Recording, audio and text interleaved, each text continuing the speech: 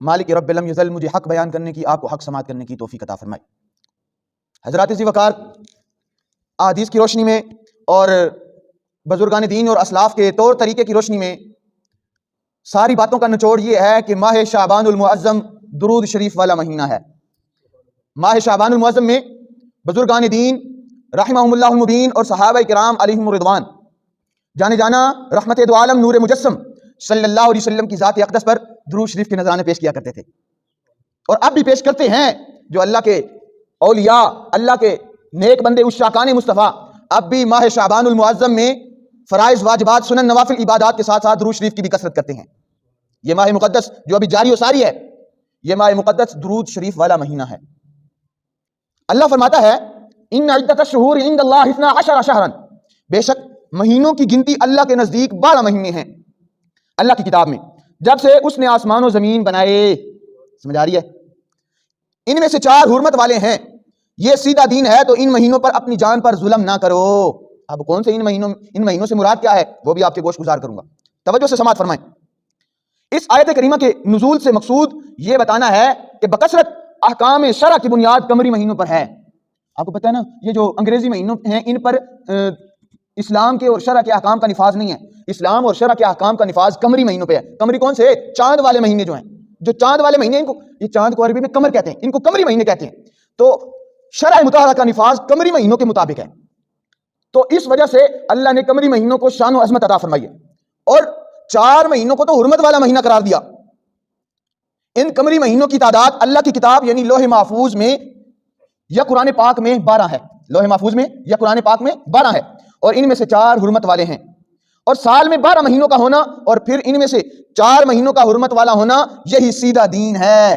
12 مہینے اور پھر 4 حرمت والے بیان کر کے اللہ فرماتا ہے یہی سیدھا دین ہے، جو کہ حضرت ابراہیم اور حضرت اسماعیل علیہ السلام کے دین کا تھا، اور بعد میں امت محمدیہ علی صاحب الصلاۃ اس دین کی وارث ہوئی۔ الحمدللہ ہم امت محمدیہ میں شامل ہیں، اللہ کا احسان ہے، شکر ہے مالک کا۔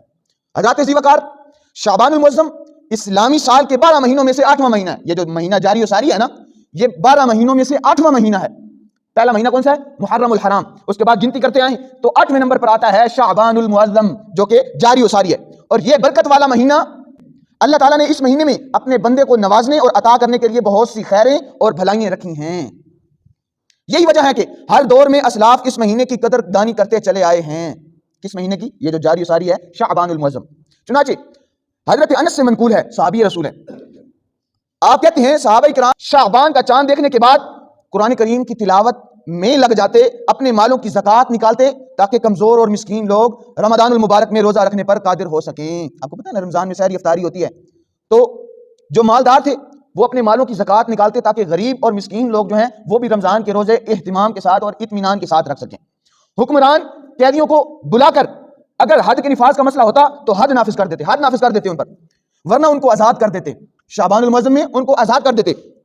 تاجر تجارت کرنے والے اپنے حساب و کتاب اور لین دین کی ادائیگی سے فارغ ہونے کی کوشش میں لگ جاتے تاکہ ہلال رمضان شریف کا چاند دیکھ کر اپنے آپ کو عبادت کے لیے وقف کر دیں۔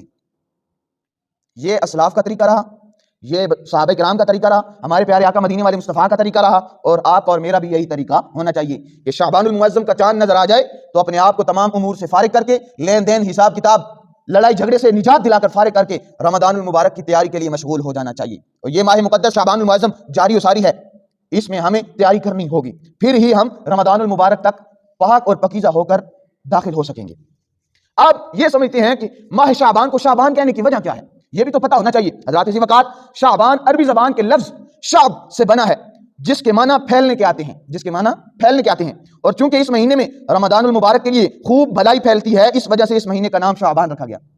اس ماہ مقدس میں رمضان المبارک کی جو آمد ہونی ہے اس کے لیے خوب بھلائی پھیلتی ہے، اس وجہ سے اس کو پھیلنے والا یعنی شعبان المعظم کا نام رکھا گیا۔